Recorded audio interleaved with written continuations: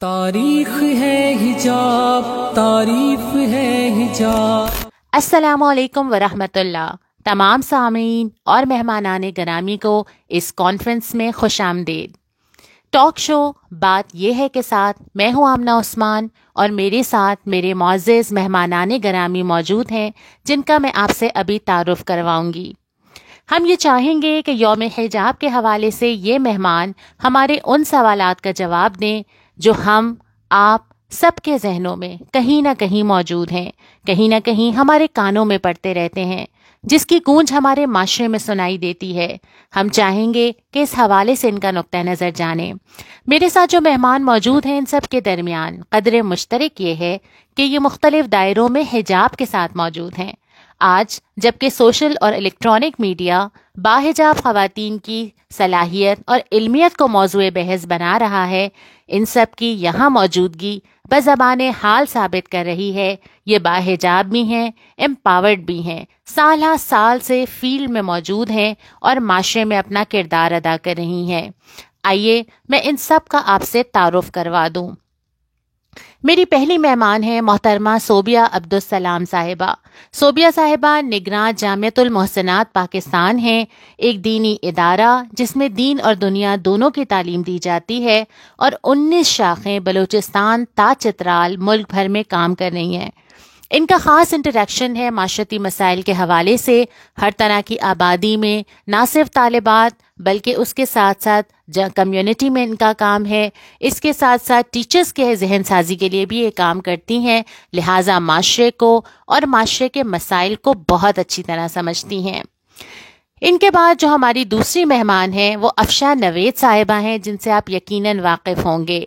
मारूफ blogger हैं, लिखती हैं, किताबें शाये होती हैं, हरीम अदब की मेंबर हैं, माशरे की नफ्स पे हाथ रखती हैं, इनके कॉलम भी शाये होते हैं। ये समाजी कामों में भी मसरूफ़ होती हैं, दूर देहात में भी जाके साल इन्होंने तरबियती का काम किया है। वो ये जानती हैं कि माशरती करवट ने क्या असरात मुरतब किए हैं, समाज से करीब हैं, समाज को जानती हैं, समाजी काम करती हैं। इसलिए हम इनसे ज़रूर जानेंगे कि ये समाज में जो तब्दीली है इसकी वजूहात को ये कैसे देखती हैं। इसके साथ साथ तलत फ़खर साहिबा भी यहाँ मौजूद हैं। ये वर्किंग वुमेन ऑर्गेनाइजेशन पाकिस्तान की निगरान हैं। इनका राब्ता एक बड़ी तादाद में वर्किंग वुमेन से होता है। उनके माशरे में मसाइल, वर्क प्लेस पे उनको क्या फेस करना पड़ता है, क्या वाक़ियतन हरासमेंट है, ट्रांसपोर्ट और माशरे में मूव करने के हवाले से, राब्तों के हवाले से ख़वातीन को जो मसाइल पेश आते हैं वो इससे बखूबी आगाह हैं। वर्किंग वुमेन के लिए कानून साजी पे काम कर चुकी हैं। वो जानती हैं कि सोसाइटी के अंदर जब एक खातून अपने घर से निकलती है तो वो क्या फेस करती है। हम इनका नुक्ता नज़र ज़रूर लेंगे और इंशाअल्लाह मज़ीद मेहमान भी हमें ज्वाइन कर लेंगे। इन तमाम अफराद के सामने मैं सवालात रखूँगी और चाहूँगी कि ये उन उलझनों को दूर करें जो हमारे जहन में है। तो मुअज़्ज़िज़ मेहमानान, बातें तो बहुत सारी हैं और वो सारी बातें मुझे आपसे करनी हैं। सबसे पहले मैं सवाल का आगाज़ अपने मेहमानों में से सोबिया साहिबा से करूँगी। सोबिया साहिबा, ये यौम हिजाब आप सपोर्ट कर रही हैं, इसीलिए आप यहाँ मौजूद हैं। हमें यौम हिजाब मनाने की ज़रूरत क्यों पेश आती है, ये कब शुरू हुआ, इस पे तो थोड़ी बात हो गई, लेकिन हिजाब तो कुरान का हुक्म है, जैसे नमाज, रोज़ा, हज है, सारे अहकामात मौजूद हैं, मुसलमान अमल करते हैं या नहीं करते।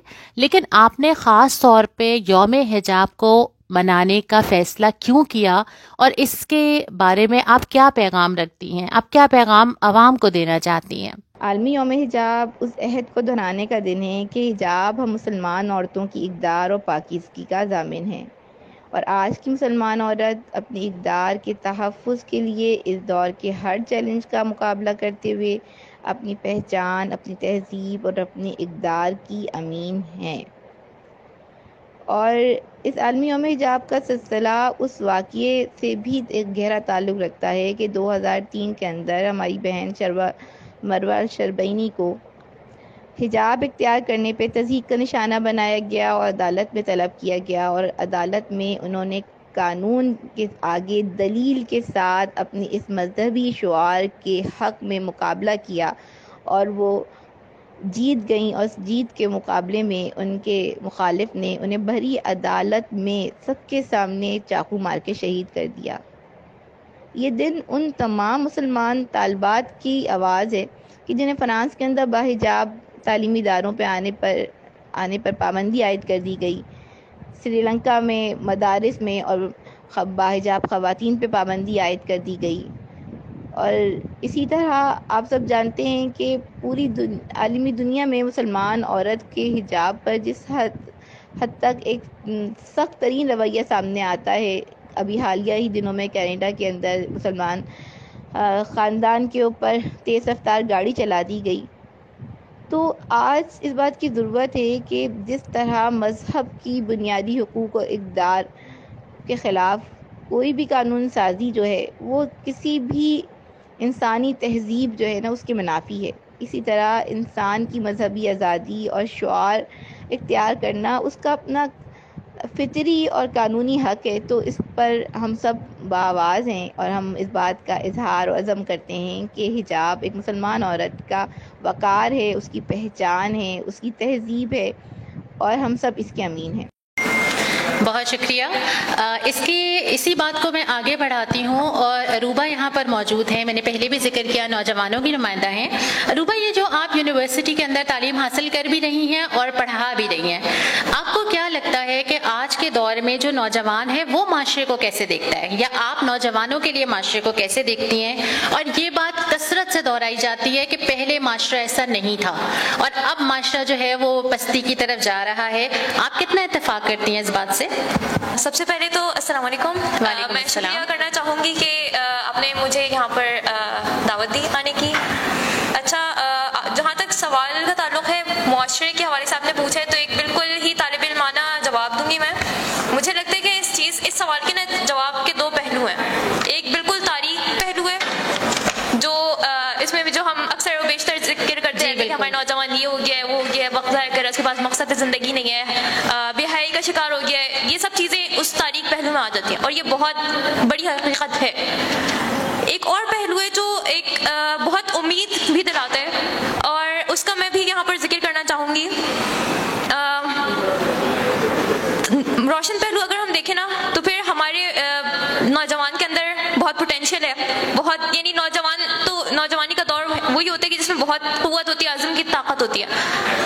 ہمارے نوجوانوں میں بہت پوٹینشیل موجود ہے، اور اس کے علاوہ یہ بھی کہ بہت سارے نوجوان ایسے بھی ہمارے معاشرے میں موجود ہیں جو اپنی زندگی کے مقصد کو پہچان چکے ہیں اور اسی کے مطابق زندگی گزارنے کی کوششیں کر رہے ہیں، اور ایسے بہت سارے ادارے کھل چکے ہیں جو اعلیٰ تعلیم یافتہ نوجوانوں کو دین کی طرف لے کر آنے میں یا پھر ان کو زندگی کے مقصد سے آگاہ کرنے میں ان کی مدد کر رہے ہیں۔ ہمارا معاشرہ کیونکہ 63%، ہمارے پاکستان میں کیونکہ جو یوتھ ہے وہ پوری پاپولیشن کا 63% ہے، تو ایسی صورت میں معاشرے میں وہی چیز نظر آئے گی، جو نوجوانوں کی جو حالت ہوگی وہی پھر معاشرہ وہیں کھڑا ہوا ہوگا۔ تو ہمارے ساتھ مسئلہ ہے کہ ہمارے نوجوان کا جو کی زندگی کا تاریخ پہلو جو ہے وہ اس وقت غالب آیا ہوا ہے، اور اسی لیے ہمیں بہت تاریخی نظر آتی ہے۔ عروبہ، آپ کی بات قطع کلامی معاف، میں آپ سے جو پوچھنا چاہ رہی ہوں کہ معاشرے میں نوجوانوں کو اس وقت کیا مسائل اور چیلنجز ہیں، اگر آپ مجھے پوائنٹ وائز بتا دیں، یعنی بات کو آپ کنکلوڈ کر لیں پوائنٹس میں۔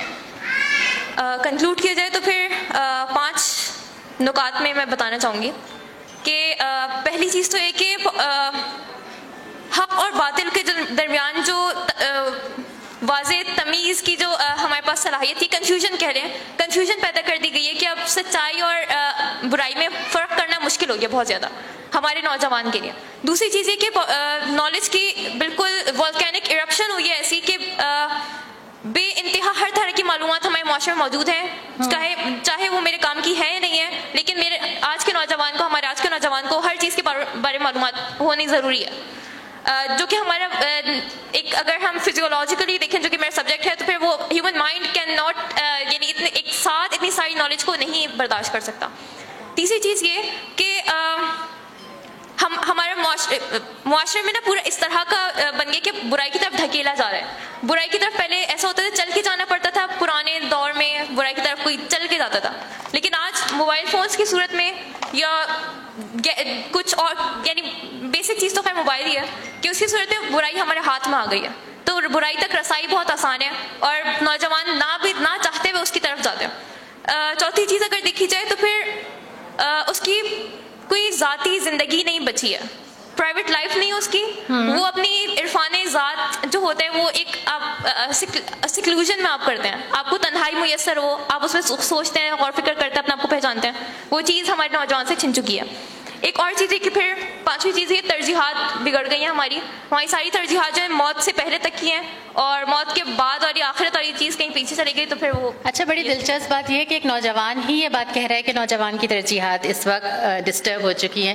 جو نقشہ بھی عروبہ نے سامنے ہمارے رکھا، تو افشاں بہن آپ سے سوال کر لیتی ہوں، یہ جو عروبہ کہہ رہی ہے کہ معاشرہ برائی کی طرف ایک نوجوان کو دھکیل رہا ہے یا معاشرے میں جو ہے یہ تاریک پہلو تھوڑا سا زیادہ غالب آ گیا ہے، تو آپ بھی یہی سمجھتی ہیں کہ جو اخبارات، ٹاک شوز، جو روز کی آنے والی خبریں، اس سے ہمیں یہ اندازہ ہوتا ہے کہ اب معاشرہ اتنا بگڑ چکا ہے کہ کوئی عورت محفوظ نہیں ہے، وہ بے بس ہو چکی ہے، زندگی اس کے لیے تنگ ہو چکی ہے، معاشرہ انتہائی گراوٹ کی طرف جا چکا ہے، آپ معاشرے کو کیسے دیکھتی ہیں؟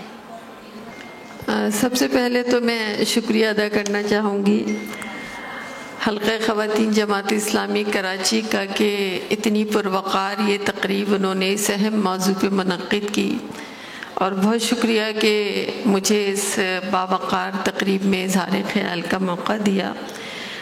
جو بات عروبہ بیٹی کہہ رہی ہے اسی بات کو میں آگے بڑھاؤں گی، اور آمنہ کے سوال میں خود سوال پوشیدہ ہے کہ معاشرہ برائی کی طرف بڑھ رہا ہے یا معاشرے کو برائی کی طرف دھکیلا جا رہا ہے۔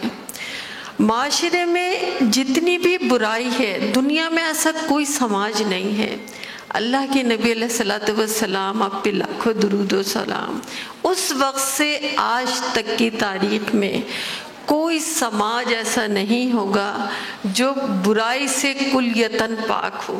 کوئی سماج، کوئی محلہ، کوئی گھر ہم نہیں کہہ سکتے کہ برائی سے 100% پاک ہے، لیکن سماج میں جو بھی برائی ہے اس برائی کو اتنا ہائی لائٹ کرنا کہ ہمارا موضوعی وہ برائی بن جائے، تو برائی جتنی ہے اس کو اس سے کئی گنا زیادہ ہائی لائٹ کر کے ہمارے ذہنوں کو پراگندہ کرنا۔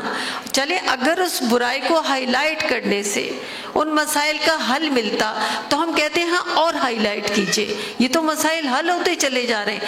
اب کینسر چیختے ہیں، یا جب ڈائگنوز ہو جاتے ہیں تو انٹینسو کیئر میں لے کے جاتے ہیں، تو آپ صرف شور کر رہے ہیں، اور شور اس لیے کر رہے ہیں کہ معاشرے میں ایک ہیجان پیدا کریں، اور اس کی جو براہ راست ضرب ہے اس سارے شور اور ہنگامے کی، وہ براہ راست ہمارے خاندانی نظام پہ پڑ رہی ہے۔ افشاں بہن، آپ تو پھر اس کا مطلب کہ آپ تشدد کو تسلیم ہی نہیں کر رہی معاشرے میں، یا آپ کہہ رہی ہیں کہ ایسا ہے ہی نہیں؟ جیسا کہ میں نے ابتداً کہا کہ ایسا نہیں ہے کہ تشدد نہیں ہے، اور ایسا بھی نہیں ہے کہ واقعات میں اضافہ نہیں ہو رہا۔ میں یہ بات کہہ رہی ہوں کہ جتنا آپ شور کر رہے ہیں اتنا اضافہ ہو رہا ہے۔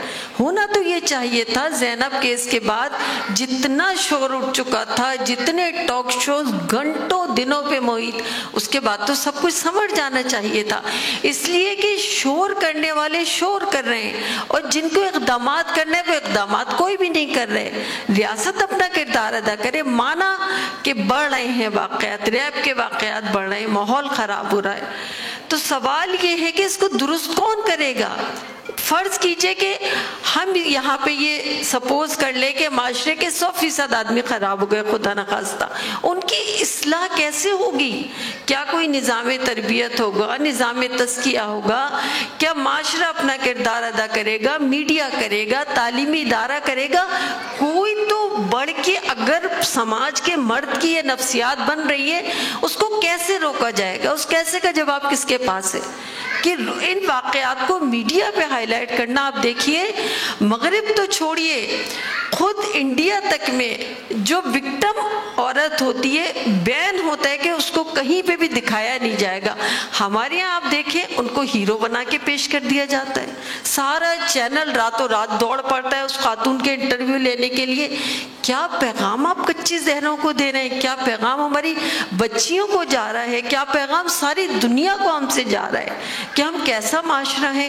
ہونا یہ چاہیے جو خرابی ہے، جو بیماری ہے، ڈائگنوز ہونے کے بعد اس کے علاج کی فکر ہوتی ہے کہ ہم سارے مل کے کہیں کہ بس دیکھیے سن فلاں میں یہ واقعات ہوئے تھے، اب بتدریج ان میں کمی آ رہی ہے. جتنا آپ شور میڈیا ڈالتے ہیں اتنا ان واقعات میں، اور ہم اور آپ یہ باشعور ایمان بہت اچھی طرح جانتے ہیں یہ بہت چھوٹی سی بات نہیں ہے، بہت سادہ سی بات نہیں ہے، کسی چینل کی ریٹنگ کا سوال نہیں ہے.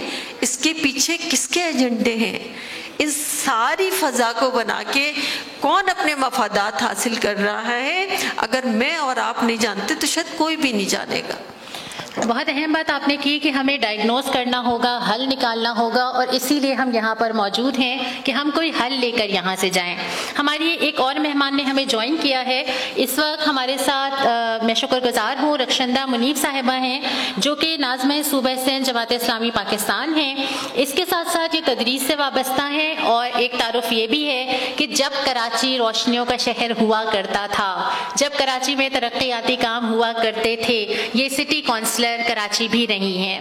رخشندہ صاحبہ چونکہ آپ نے ابھی ہمیں جوائن کیا ہے تو میں اس بات کو آپ ہی کی طرف لے جاتی ہوں.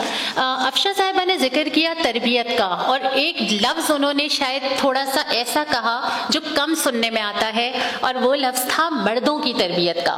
اچھا، بحیثیت میں اس لحاظ سے چونکہ آپ کا ایک مذہبی تاثر اس طرح سے بھی ہے کہ آپ درس و تدریس کا کام بھی کرتی ہیں، خاص طور پہ مذہبی طبقے کے حوالے سے یہ تاثر عام ہے کہ وہ ہر دفعہ توقعات اور ذمہ دار عورت کو قرار دیتے ہیں. معاشرے میں کوئی واقعہ ہوا ہے، عورت نے کیا کیا تھا یا عورت کی ذمہ داری کیا تھی، جو ہو رہا ہے عورتوں کے طرز عمل کی وجہ سے ہو رہا ہے.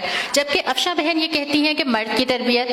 آپ کی اس بارے میں کیا رائے ہے کہ مرد ذمہ دار ہے یا عورت؟ شکریہ آمنہ، آپ نے بہت اچھا سوال کیا ہے، اور یہ سوال آج کل ہماری نوجوان بچوں کے ذہنوں میں بھی ہے. اصل میں اس بات کو سمجھنے کی ضرورت ہے کہ اسلام کا جو نظام معاشرت ہے وہ حیا اور حجاب کے مجموعے احکام کا نام ہے. اسلام کا ایک اپنا عفت و عصمت کا نظام ہے جس میں وہ تماشے کے تمام افراد کو اس کا پابند کرتا ہے. ایک منٹ یہ بھی بتا دیجئے کہ یہ نظام کہاں ملے گا؟ یہ نظام اسلام میں ملے، قرآن و سنت سے ملے گا. ٹھیک جی. تو یہ جو عفت و عصمت کا نظام ہے جو معاشرے کے تمام افراد کے لیے ہے، اس میں مرد اور عورت دونوں کی ذمہ داری ہے اس کے تحفظ کی، اور اس کے لیے ان کی جواب دہی بھی ہے. اسلام اگر عورت کو ستر پوشی کا حکم دیتا ہے تو مرد کو بھی ستر پوشی کا حکم دیتا ہے. دونوں کے لیے یہ احکامات ہیں. نظریں جھکائے رکھنے کا حکم اگر مرد کے لیے ہے تو عورت کے لیے بھی ہے. بلکہ اگر ہم دیکھیں تو قرآن پہلے مخاطب مرد کو کرتا ہے. قرآن پہلے مردوں سے کہتا ہے یغضوا من ابصارہم ویحفظوا فروجہم. اسی طرح قرآن مردوں سے کہتا ہے لا تدخلوا بیوتا غیر بیوتکم حتی تستانسوا، کہ اپنے سوا دوسروں کے گھروں میں بغیر اجازت داخل نہ ہو. اسی طرح جو آیت حجاب ہے اذا سألتموہن متاعا فاسألوہن من وراء الحجاب، کہ اگر کوئی چیز مانگنا ہو نبی کی بیویوں سے تو حجاب کے پیچھے سے مانگے. تو یہ آیت حجاب، لیکن عورتوں کا جو اللہ تعالیٰ نے اس کو قیمتی بنایا ہے، عورتوں کو پرکشش بنایا ہے، جو ان کی نزاکت ہے، اس کے حوالے سے ان کے لیے ان کو کچھ اور ضابطوں کے مزید ضابطوں کا پابند بنایا ہے. یعنی ان کے لیے ستر پوشی کے جو حدود ہیں وہ مردوں سے مختلف ہیں. ان کو سنگار کر کے صرف محرم کے آگے آنے کا حکم دیا گیا ہے. ساتھ ساتھ یہ ہے کہ جب وہ باہر نکلیں تو اپنی اوڑھنیوں سے اپنے چہروں کو ڈھانپ لیں. تو یہ جو حجاب ہے یہ مرد کا شعار ہے، تو مسلمان عورت کی پہچان اور حفاظتی حصار ہے. اگر مرد ان ضابطوں کو توڑتا ہے اور اللہ کے حکم سے روگردانی کرتا ہے، کوئی فحش کام کرتا ہے، الیگل ریلیشن قائم کرتا ہے، وہ غیر خواتین کو ہراساں کرتا ہے یا ان کے ساتھ زیادتی کا مرتکب ہوتا ہے، تو معاشرے میں فساد برپا ہوتا ہے، وہ عبرتناک سزا کا مستحق ہے. اسی طرح کوئی عورت نامناسب لباس میں بے حجاب ہو کر باہر نکلتی ہے تو وہ بھی اپنا حفاظتی حصار توڑتی ہے۔ اس کے ساتھ ساتھ اگر میں یہ کہوں تو آمنہ غلط نہیں ہوگا، وہ اس کا یہ طرز عمل باحجاب عورتوں کو بھی غیر محفوظ کر دیتا ہے۔ تو حجاب تہذیب ہے اور اسلام عورت اور مرد دونوں سے مہذب ہونے کا مطالبہ کرتا ہے اور انہیں اس کی جواب دہی کرنی ہوگی۔ اچھا، آپ کی بات سمجھ تو ہمیں یوں آ رہی ہے کہ آپ کہہ رہی ہیں کہ ذمہ داری ہر فرد کی ہے، لیکن اس کے ساتھ ساتھ آپ نے یہ بات بھی کی کہ ایک اگر اسلامی معاشرہ ہو تو عورت زیادہ محفوظ ہوگی۔ اسی بات کو آگے بڑھاتے ہوئے ایک اور الجھن پیدا ہوتی ہے۔ میں چاہوں گی کہ طلعت فخر صاحب اس الجھن کا جواب دیں کہ ایک معاشرہ ہے جو اسلامی ہے، اسلامی جمہوریہ پاکستان، باحجاب خواتین کی شاید کثرت ہی ہو، یہاں پہ عورت نسبتاً ہمیں کم محفوظ نظر آتی ہے، یہاں پہ عورت کے پاس مواقع کم ہیں، یہاں پہ عورت اتنے سارے لوگ کہتے ہیں یہ بات کہ درندوں کے درمیان عورت رہ رہی ہے۔ اس کی بنسبت جس تحفظ کی ہم یہاں بات کر رہے ہیں وہ تو مغربی معاشرے میں، وہاں پہ عورت کے پاس قانون بھی ہے، مواقع بھی ہیں، تحفظ بھی ہے، مساوات بھی ہے۔ تو یہ تو بظاہر تو یہ تضاد ہی لگ رہا ہے۔ آپ کیا کہیں گی اس بارے میں؟ جی بالکل آمنہ، آپ کا سب سے پہلے تو آپ کا بہت شکریہ کہ آپ نے اس پر وقار تقریب میں مجھے انوائٹ کیا، اور میں بڑی ایکسائٹیڈ بھی ہو رہی ہوں۔ یہاں ماشاءاللہ ہاؤس فل ہے اور شہر کراچی کی خواتین جو ہیں یہاں موجود ہیں اس موضوع پر۔ آپ سب کو بہت مبارک ہو آج کے اس ایونٹ پہ۔ آپ کا سوال اس لحاظ سے واقعی بہت اہمیت کا حامل ہے کہ جب ہم اسلام کا ضابطہ اخلاق سمجھ رہے ہوتے ہیں تو یہ کوئسچن ہمارے پاس ضرور آتا ہے کہ آیا ویسٹ میں جو ہے وہ اتنا ساؤنڈ انوائرمنٹ ہے تو آیا یہ کیسے ہے؟ ٹھیک، لیکن یہ تصویر کا ایک رخ ہے۔ ہمیں بظاہر یہ نظر آتا ہے کہ وہاں سب کو ان کے یکساں حقوق حاصل ہیں، لیکن اگر ہم تصویر کا دوسرا رخ دیکھیں تو ہم نہیں کہتے بلکہ وہاں کے اسٹیٹسٹکس کچھ اور ہیں، اور میں اور آپ اس کو بآسانی گوگل کر کے بھی دیکھ سکتے ہیں۔ ابھی حالیہ رپورٹ جو یورپی یونین کے جو حالیہ انہوں نے اسٹیٹسٹکس پیش کیے جس میں ان کے فنڈامنٹل رائٹس کے بارے میں انہوں نے یہ بات ایک رپورٹ میں پیش کی جو میرے لیے تو بڑی حیران کن تھی کہ جو جینڈر ایکویلٹی ہم سمجھتے ہیں نا کہ ویسٹ میں یہ حاصل ہو گئی ہے اور ایکول جینڈرز کو ایکول رائٹس مل گئے ہیں، لیکن ایسا نہیں ہے، بلکہ وہ رپورٹ یہ بتاتی ہے کہ ابھی تو وہ حقوق کو حاصل کرنے کے اپنے ابتدائی مدارج میں ہیں، یعنی بالکل ابھی وہ والا ان کا ٹائم ہے کہ ان کو یہ نہیں سمجھ آ رہا کہ اس کا حق اس کو کس طرح ملے گا، یعنی ایک عورت کو اس کا حق کیسے ملے گا۔ یعنی یہ ہمارے لیے ایک خوش فہمی ہے جو ہم سمجھتے ہیں کہ یہ مسئلہ صرف ہمارے ہیں، بلکہ ویسٹ میں یہ بہت بڑا مسئلہ ہے، کیونکہ ہمارا تو دین اس کو کور کر لیتا ہے لیکن ان کا دین بھی اس مسئلے کو ایڈریس نہیں کر رہا ہوتا۔ اس کے علاوہ جینڈر ایکویلٹی کے کچھ اعداد و شمار جو اور بھی جا کے حیرت انگیز ثابت ہوتے ہیں وہ یہ کہ یہاں ہمیں لگتا ہے کہ ہمارے پاس وہ اپورچونٹی نہیں ہے کہ خواتین اب اگر تعلیم حاصل کر چکی ہیں تو وہ جابس پر جائیں، ہے نا، اگر جابس پہ جاتی ہیں تو انہیں وہ حقوق حاصل نہیں ہوتے۔ لیکن ابھی حالیہ ایک اسٹیٹسٹکس میں یہ بات پتہ چلتا ہے کہ ملازمت پیشہ خواتین میں 14% ان خواتین کی ہے جو لو ویجز پہ کام کر رہی ہیں، لیکن جب وہ اپنے ورک پلیس پر آتی ہیں تو ہیراسمنٹ کا شکار ہوتی ہیں۔ یہ تو وہ خواتین ہیں جو لو ویجز پر ہیں، لیکن جو کی آفیشیل پوسٹ پر ہیں ان کا گراف 28% تک جا رہا ہے۔ یعنی یہ وہ معاشرہ ہے جو ہماری نظر میں ایک قابل تقلید اور جسے ہم کہتے ہیں نا کہ واو وہاں پہ تو ہر چیز حاصل ہے، لیکن ایسا نہیں ہے۔ تو ہم جب یہ بات کرتے ہیں کہ وہاں پر سارے حقوق حاصل ہیں تو ایسا نہیں ہے، وہاں کے معاشرے میں خواتین آج بھی جو ہے وہ اپنے حقوق کے لیے سرگرداں ہیں، پریشان ہیں، اور اس کے لیے اس کو جو ہے وہ اگر وہ عدالت میں بھی نمائندگی اس کو مل جاتی ہے، اس کو پارلیمنٹ میں بھی یورپی یونین میں نمائندگی مل جاتی ہے، تو اس نمائندگی کے باوجود بھی جو وہ وقار ہے، جو پرائڈ ہے جو ایک عورت کو اسلام دیتا ہے، وہ اس معاشرے میں آج بھی اس عورت کو حاصل نہیں ہے۔ دیکھیں اگر ہم بنیادی سی ایک بات سمجھ لیں کہ جب یہ کیپٹلزم آیا تھا تو کیپٹلزم کی ایک بڑی نیڈ کیا تھی کہ مشینوں کو چلانے کے لیے ایک سستی لیبر چاہیے تھی، جس کے لیے خواتین کو اس نعرے کے تحت لے کر گھروں سے باہر لایا گیا کہ ان کو ایکول رائٹس اور ایکول اپورچونٹی ملے گی، لیکن ایسا نہیں تھا، دراصل اس مشینی ضرورت کو پورا کرنے کے لیے تھا۔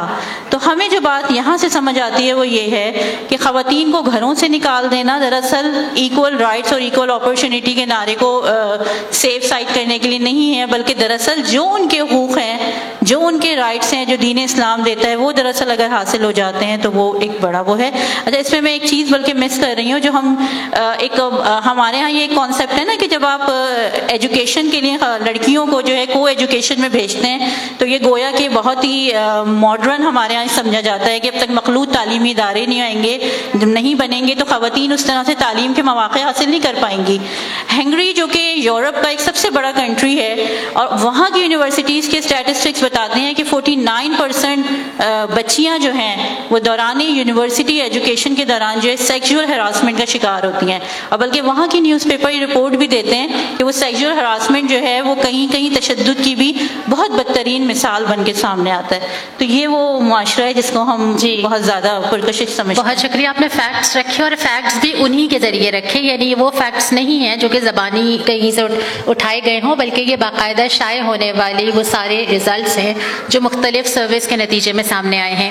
لیکن اس کے ساتھ ساتھ ایک اور سوال بھی خود ہی بن جاتا ہے نا, بلکہ صوبیہ صاحبہ میں چاہوں گی کہ آپ اس کو کنٹینیو کریں کہ اگر ویسٹ میں یہ انتہا ہے تو اس کے بعد جو دوسری خدشات ہوتے ہیں وہ یہ کہ اگر اسلامی نظام آ جاتا ہے, جیسے کہ ہم اس کی برکات یا آپ نے ذکر کیا کہ سارے مسائل ایک حد تک اسی وجہ سے ہیں کہ نظام نہیں ہے, لیکن لوگوں میں یہ خدشات بھی ہوتے ہیں نا, اور اس کی بہت ساری ان کے پاس مثالیں ہوتی ہیں کہ اگر اسلامی نظام آ جائے گا تو پھر ایک ڈنڈا ہوگا جو سب کے لباسوں پہ نظر رکھے گا, سب کو گھروں میں بٹھائے گا, خواتین کی آزادی نہیں ہوگی, گھر سے نکلنے نہیں دیں گے. معاشرے میں اس کی ضرورت کیا ہے, اور خواتین کی آزادی سے اتنے خائف کیوں نظر آتا ہے مذہبی طبقہ؟ کیا آپ اس کی تائید کرتی ہیں کہ خواتین کا آزاد ہونا معاشرے میں بگاڑ کا سبب ہے؟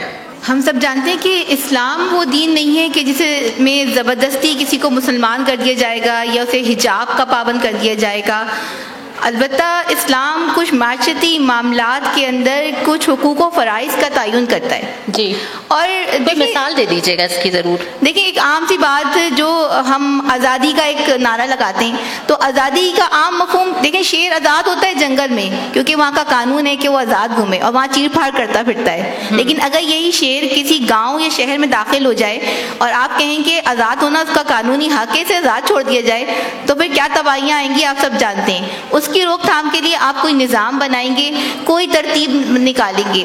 تو اسلام بھی اپنا ایک منظم نظام رکھتا ہے, اور آپ سب جانتے ہیں کہ یہ انسان کی فطرت جو ہے نا وہ اللہ نے بنائی ہے, اور قرآن خود کہتا ہے کہ جو لباس انسان کا ہے یہ ایک الہامی آفاقی ہے. اللہ قرآن میں سورہ اعراف میں کہتا ہے کہ ہم نے لباس اتارا تاکہ وہ انسان کے جسم کو ڈھانپ لے اور زینت کا اظہار کرے, اور یہ فطرت ہے. آپ دنیا میں دیکھ لیں, ویسے اذیت کا طریقہ یہ ہوتا ہے کہ لوگوں کو بے لباس کر دیا جائے. دنیا میں ٹارچرنگ کے جتنے طریقے ہیں ان کو آپ دیکھ کے مشاہدہ کر کے دیکھ لیں.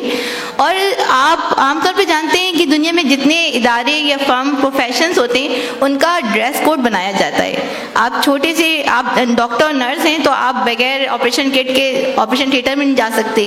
مشینری اسکولس کی نرس کو پورا ایک باحجاب لباس طے کیا جاتا ہے کیونکہ اس کے اپنے مقاصد ہوتے ہیں.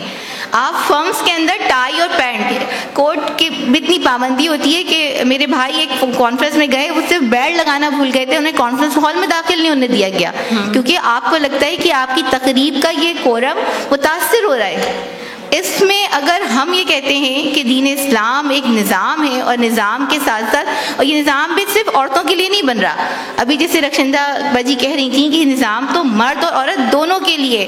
مرد اگر نکاح کے بغیر تعلقات قائم کرے گا, ہریسمنٹ کرے گا تو اس کے اوپر بھی ایک نظام بنایا جائے گا, لیکن عورت بھی اگر نادیدہ لباس کے اندر خود معاشرے میں نکلتی ہے اور مشکل کا شکار ہوتی ہے اور معاشرے میں برائی اور شر کا باعث بنتی ہے.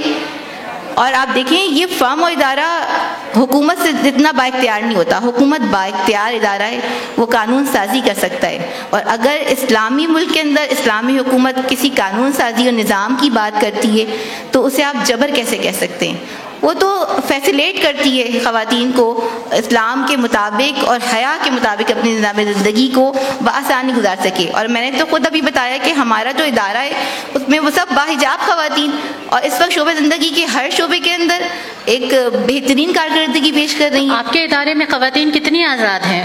کیا وہ معاشرے میں بھی ان کا کوئی رول ہے تعلیم کے لحاظ سے, کوئی پازیٹیو کنٹریبیوشن؟ اداروں میں تو سبھی آزادی ہوتے ہیں, اپنی پالیسی کے مطابق کام کر رہے ہوتے ہیں, لیکن میں نے آپ کو ابتدا میں بتایا کہ ہمارے پاس اس وقت مختلف شعبہ جات میں پی ایچ ڈیز موجود ہیں, ایم فل موجود ہیں, یعنی وکلا اور ڈاکٹر انجینئر کے ساتھ ساتھ ایف بی آر آفیسرز بھی موجود ہیں. ڈپٹی کمشنر موجود ہیں، یعنی اب کون سا شعبہ زندگی ہے جس میں ہماری باحجاب ہم آپ کے ادارے کا بھی تعارف لیں گے اگر ہمارے پاس آخر میں وقت ہوا یقیناً رخشندہ صاحبہ. لیکن دیکھیے یہ بات تو ہے نا کہ معاشرہ مردوں کا معاشرہ ہے. مردوں کے معاشرے سے کیا مراد ہے؟ مطلب یہ جملے تو میں نہیں، آپ یہ جتنے آڈینس ہے آپ لوگ ہاتھ اٹھا کے تائید کر سکتے ہیں اس بات کی کہ معاشرہ مردوں کا معاشرہ. یہاں پہ عورت کے لیے زیادہ مناسب یہ ہے کہ وہ کونے میں رہے، چھپ کے رہے اور اس کے وہ باہر نہ نکلے، اس کا کوئی رول نہ ہو. مردوں کے لحاظ سے ہر معاملے میں ترجیح ہوتی ہے. یہ بات صرف میری نہیں ہے، یہ تو عوام کی آواز ہے. دیکھیں یہ معاشرہ جو ہے نا، یہ میں نے پہلے بھی کہا تھا افراد کا مجموعہ ہوتا ہے. اس میں مرد، عورت، بچے سب شامل ہیں.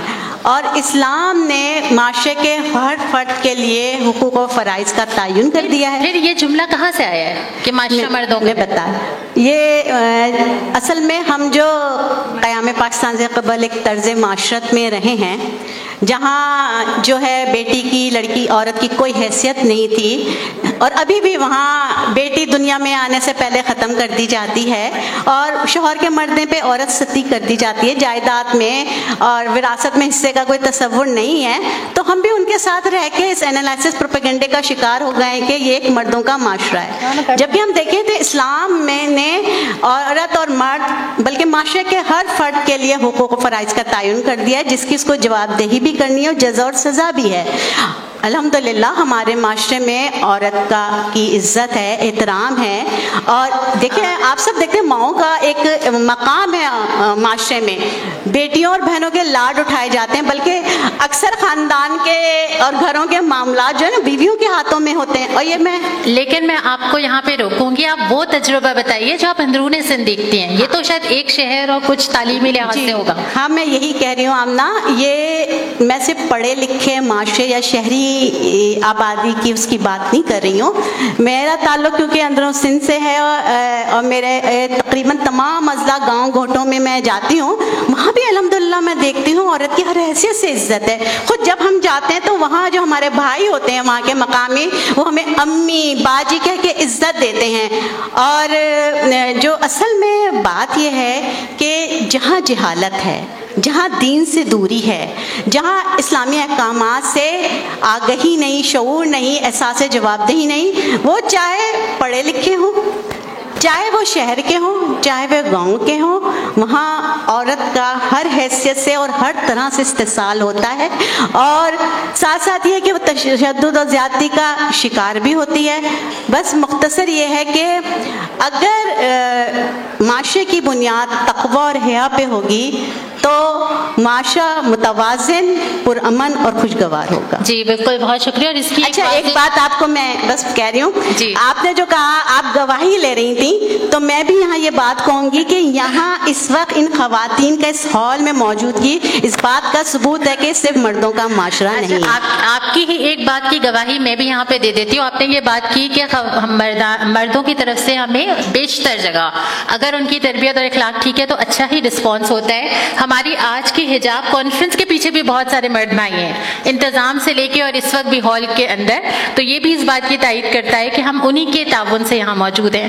اچھا اس بات کو بس ہم چونکہ جلدی چلیں گے آگے. جو اگلا سوال میں کرنا چاہتی ہوں وہ مثالی معاشرے کے لحاظ سے افشاں بہن آپ سے کر رہی ہوں. بار بار یہ بات ہو رہی ہے اسلامی معاشرہ، مثالی معاشرہ. کوئی مثال بتائیے، کیا کہیں ہے ایسا مثالی معاشرہ؟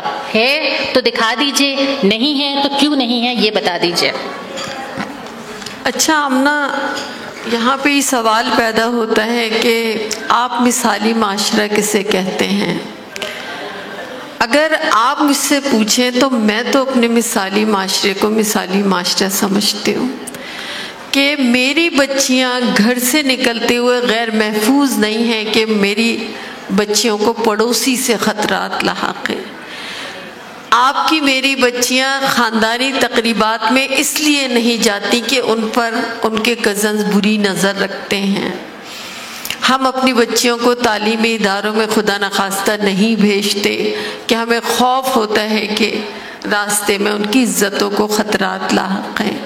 میں اور آپ جس معاشرے میں رہتے ہیں، جیسا کہ اس سے پہلے بھی بات ہوتی رہی کہ خیر اور شر معاشرے میں موجود رہے گا، لیکن خیر کی قوتوں کو اتنا اسٹرانگ ہونا چاہیے کہ وہ جو مٹھی بھر شر ہے وہ پوری قوت سے اس شر کے گڑھے پہ پیر رکھے کھڑی رہیں. میرا اور آپ کا بات وہی ڈھاک کے 3 بات پہ آ جاتی ہے. میرا اور آپ کا میڈیا ہمیں یہ دکھاتا ہے جو ظاہر ہے کہ سرمایہ کار کے ہاتھوں میں ہیں اور ان کے اپنے ایجنڈے ہیں. وہ ہمیں دکھاتے ہیں کہ اب تو اس ملک کی عورت موٹر وے پہ بھی محفوظ نہیں ہے, اب تو اس ملک کی عورت اقبال پارک میں بھی محفوظ نہیں ہے. یہ درندے عورتوں کی عزتوں کے در پہ ہیں, کبھی کسی کو قتل کر کے پھینک رہے ہیں, کبھی کسی کو ریپ کر رہے ہیں. نتیجہ کیا ہے اس جان انگیز فضا کا؟ اچھا بہن, آپ کی بہت معذرت, مجھے وقت کی وجہ سے بات آپ کی کاٹنی پڑ رہی ہے. اصل جواب میں یہ چاہ رہی ہوں کہ اسلامی معاشرے کی طرف پیش رفت کے لیے کیا کریں یا کیا ہونا چاہیے؟ دیکھیں, اسلامی معاشرے کی طرف پیش رفت کے لیے جو اسلامی اصول ہیں, جو اسلامی ضابطے ہیں, جو حکومت کے کرنے کے کام ہیں, جو ریاست کے کرنے کے کام ہیں. اب اگر منشیات کا استعمال بڑھ رہا ہے تعلیمی اداروں میں تو میں اور آپ ٹاک شو کرتے رہیں, ٹی وی والے ٹاک شو کرتے رہیں, مارننگ شو کرتے رہیں. منشیات ختم کیسے ہوگی؟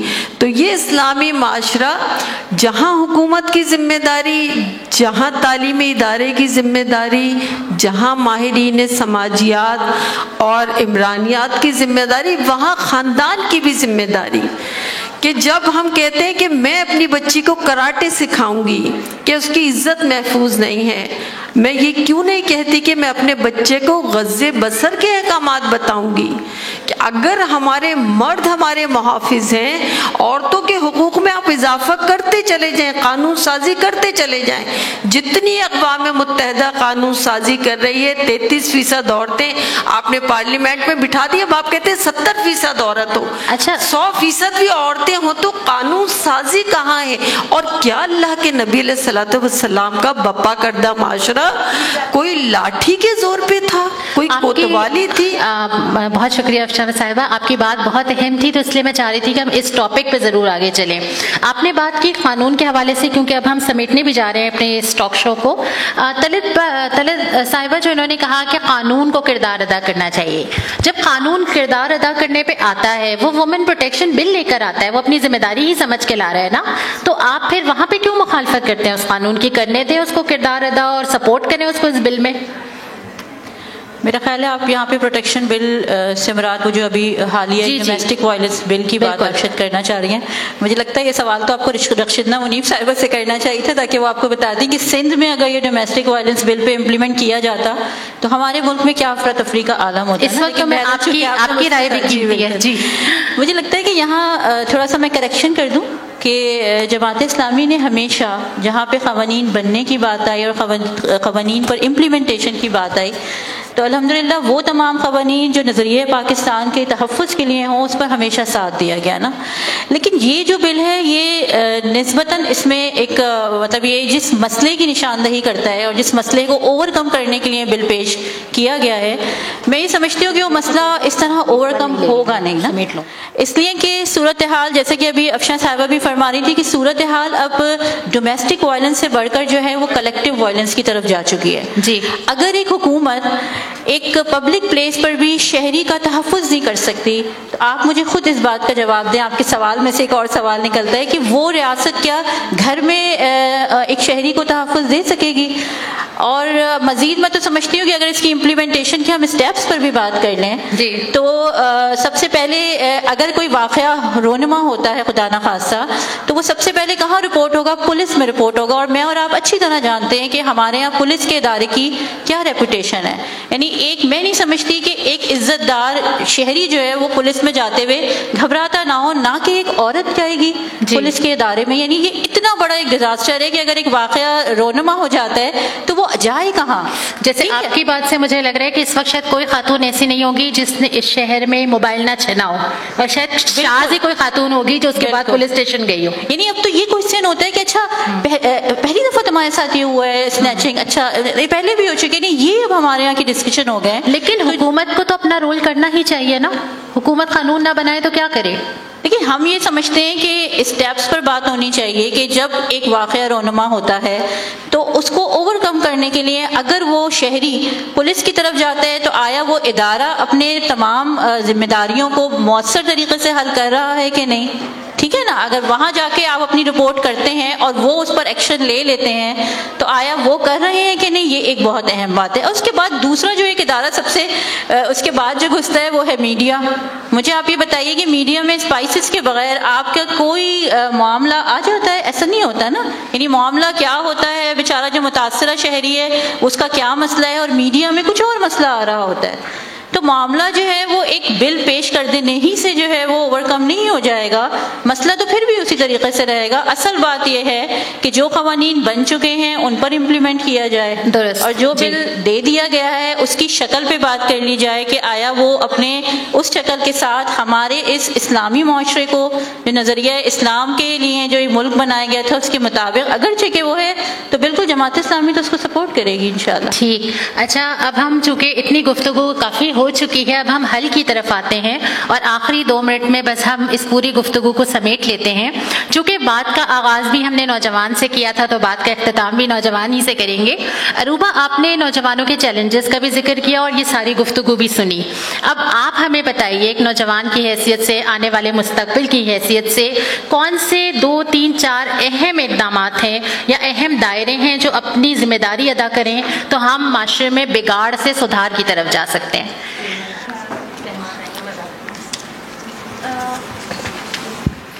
اگر ہم سدھار کرنا واقعی میں سیریس ہے اس حوالے سے تو 3 چیز. ہم سیریس ہیں اس لیے ہم آپ کی بات سن رہے ہیں یہاں پہ بیٹھ کے. 3 فیکٹرز ہیں. ایک تو سب سے پہلا تو ہمارا فیکٹر والدین ہی ہے. ہمارا گھر ہے, یہ ہمارا تربیت گاہ ہے پہلی. سیکنڈ چیز ہمارا تعلیمی ادارہ اور استاد, تعلیمی ادارے, اور تیسری چیز صحبت, کمپنی. یہ 3 چیزیں اگر ہم اپنے نوجوان کو کے لیے اس طرح, یعنی اگر یہ تینوں چیزیں اچھی طرح سے اپنی ذمہ داری کو ادا کریں تو انشاءاللہ تعالیٰ بہت سارے مسائل ہمارے حل ہو سکتے ہیں. اور بس ایک چیز اگر ہم پیدا کر دیں اپنے نوجوان کے اندر, نوجوان کے ہم میں سے ہر فرد اپنے اندر پیدا کر لے اللہ کا دھیان.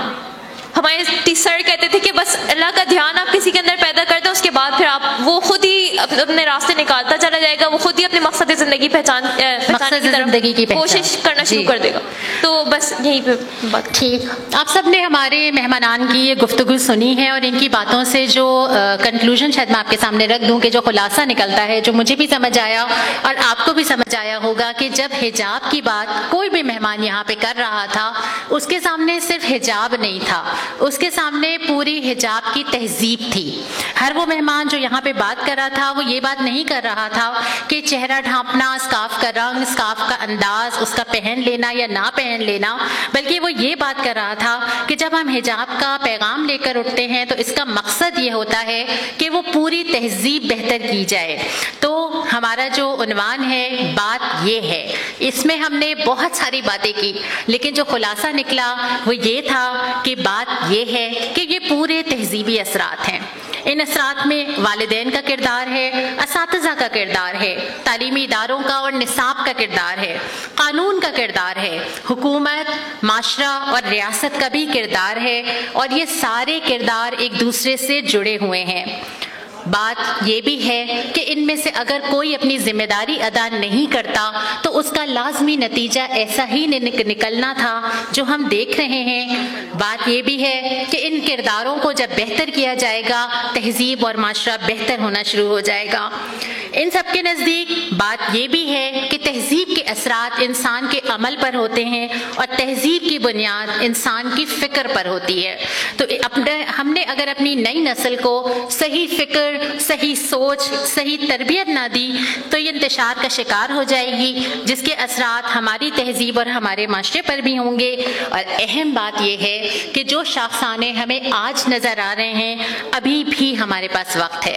وقت یہ ہے کہ ہم سنبھلیں, اپنی تہذیب کو پہچانیں, اس پہ اعتماد قائم کریں, اس کو لے کر اٹھیں اور کسی اور تہذیب سے متاثر نہ ہو، معاشرے کو اپنی خوبصورت اور پاکیزہ تہذیب سے سنبھال لیں۔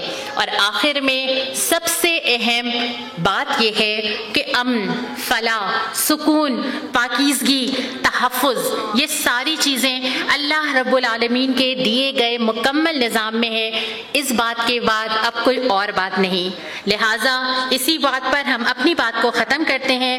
میں بہت شکر گزار ہوں آپ تمام مہمانان کی کہ آپ نے وقت دیا، وقت کا خیال رکھا اور اپنی بات مؤثر طریقے سے رکھی، اور میں شکر گزار ہوں تمام سامعین کی کہ آپ نے بھی اس بات کو بہت تسلی اور سکون کے ساتھ سمجھا، اور یقیناً آپ معاشرے میں یہ بات لے کر اٹھیں گے۔ آپ سب کا بہت بہت شکریہ۔